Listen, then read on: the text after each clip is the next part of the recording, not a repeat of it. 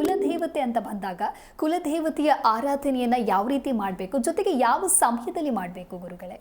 ನೋಡಿಮ್ಮ, ಈಗ ನಿಮ್ಮ ಊರಲ್ಲಿ ಊರಬ್ಬ ನಡೀತಾ ಇರುತ್ತೆ. ನೀವು ಬೇರೆ ಯಾವುದೋ ಊರಿಂದ ಬಂದು ಬೆಂಗಳೂರಲ್ಲಿ ಇರ್ತೀರಿ, ಅಥವಾ ನಿಮ್ಮ ಕೆಲಸ ಕಾರ್ಯಗಳ ನಿಮಿತ್ತ ಎಲ್ಲ ಬಂದಿರ್ತೀರಿ. ಆದರೆ ನಿಮಗೆ ನಿಮ್ಮ ದೊಡ್ಡವರು ಒಂದು ಫೋನ್ ಮಾಡ್ತಾರೆ, ಊರಲ್ಲಿ ಊರ ದೇವ್ರ ಹಬ್ಬ ಇದೆ, ನೀನು ಬರಬೇಕು ಅಂತ. ಏನು ಮಾಡ್ತೀರಮ್ಮ ನೀವು? ಆಫೀಸಿಗೆ ರಜಾಕ್ಕೆ ಹೋಗ್ಲೇಬೇಕಲ್ವ?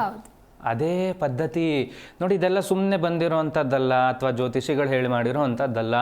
ಋಷಿ ಮುನಿಗಳು ಬರೆದಿರೋ ಅಂಥದ್ದು. ಕುಲದೇವತೆಯ ಆರಾಧನೆ ವರ್ಷಕ್ಕೆ ಒಂದು ಬಾರಿ ನೀವು ಮಾಡಲೇಬೇಕು, ಆಯಿತಾ? ಆ ಜಾತ್ರಾ ಮಹೋತ್ಸವಗಳು ನೋಡಿ, ತಪ್ಪದೇನೆ ನೀವು ಎಲ್ಲೇ ದೇಶದಲ್ಲಿ ಎಲ್ಲೇ ಇರಿ, ನಮ್ಮ ಭಾರತ ದೇಶದಲ್ಲಿ ಇದ್ದರೆ ಕುಲದೇವತೆಯ ಜಾತ್ರೆಗೆ ಕಂಪಲ್ಸರಿ ನೀವು ಹೋಗ್ಬೇಕ್ರಿ. ಅದ ಆರಾಧನೆಯನ್ನು ನೀವು ಮಾಡಲೇಬೇಕು. ಕಾರಣ ಏನು ಗೊತ್ತಾ? ವರ್ಷಕ್ಕೆ ಒಂದು ಬಾರಿ ನಿಮ್ಮ ಕುಲದೇವತೆಯನ್ನು ಆರಾಧನೆ ಮಾಡೋದ್ರಿಂದ ಆ ವರ್ಷ ಪೂರ್ತಿ ನಿಮಗೆ ತುಂಬ ಚೆನ್ನಾಗಿರುತ್ತೆ. ಇದು ಎಷ್ಟೋ ಜನದ ಅನುಭವದ ಮಾತು. ನಿಮ್ಮ ಹಿರಿಯರನ್ನು ಕೇಳಿ ನೋಡಬೇಕಾದ್ರೆ ಅವರು ಸಮೇತ ಇದನ್ನೇ ನಿಮಗೆ ತಿಳಿಸುವಂಥದ್ದು. ಊರಿಂದ ಬಿಟ್ಟು ಊರಿಗೆ ಹೋಗಿ ಬಂದಮೇಲೆ ನಮ್ಮನ್ನ ಮರ್ತೋದ, ನಮ್ಮ ಮನೆ ದೇವ್ರನ್ನ ಮರ್ತೋದ ಅಂತೆಲ್ಲ ನಿಮ್ಮನ್ನು ಕೇಳಿರ್ತಾರೆ. ಹೌದೋ ಇಲ್ವೋ? ಒಂದು. ಎರಡನೇ ವಿಚಾರ ಏನು ಗೊತ್ತಾ?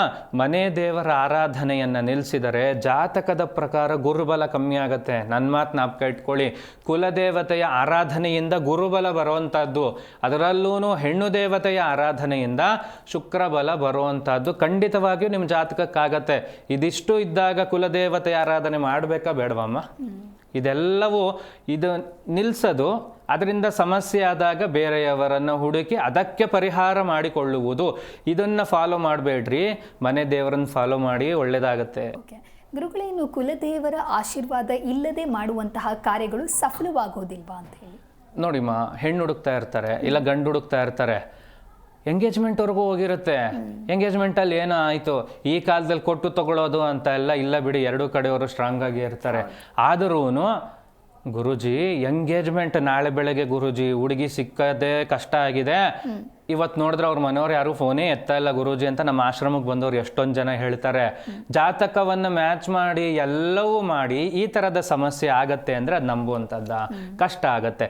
ಆದರೆ ಇದೆಲ್ಲ ನಡೆದಿರೋವಂಥದ್ದು ಪ್ರಪಂಚದಲ್ಲಿ, ನಮ್ಮ ಆಫೀಸಲ್ಲಿ, ನಮ್ಮ ಆಶ್ರಮದಲ್ಲಿ ಪ್ರತಿದಿನ ಈ ಥರದ್ದೆಲ್ಲ ಕೇಳಿಸ್ಕೊಳ್ಳುವಂಥದ್ದು. ಇದೆಲ್ಲ ನೋಡಿದಾಗ, ಜಾತಕವನ್ನು ಪರಿಶೀಲನೆ ಮಾಡಿದಾಗ ಬಂದಿರೋವಂಥ ಒಂದು ಅಂಶ ಏನು ಗೊತ್ತಾ? ಒಂದು ಗುರುಬಲ ಶನಿಬಲ ಆಯಿತು, ಅದನ್ನು ಮೀರಿ ದೇವರ ಬಲ. ಹಾಗಾಗಿ ಯಾರ ಜಾತಕದಲ್ಲಿ ಕುಲದೇವತೆಯ ಆರಾಧನೆ ನಿಂತೋಗಿರುತ್ತೆ, ಯಾರ ಜಾತಕದಲ್ಲಿ ಕುಲದೇವತೆಯ ಶಾಪ ಆಗಿರುತ್ತೆ, ಅದೆಲ್ಲವೂ ನಡೆದಿರತ್ರಿ. ಈ ಥರದ ಪರಿಸ್ಥಿತಿಗಳನ್ನು ಹೋಗಲಾಡಿಸೋದಕ್ಕೇನೆ ಕುಲದೇವತೆಯ ಆರಾಧನೆ ಮಾಡಿ ಅಂತ ನಾನು ಹೇಳ್ಕೊಡ್ತಾ ಇರೋದು.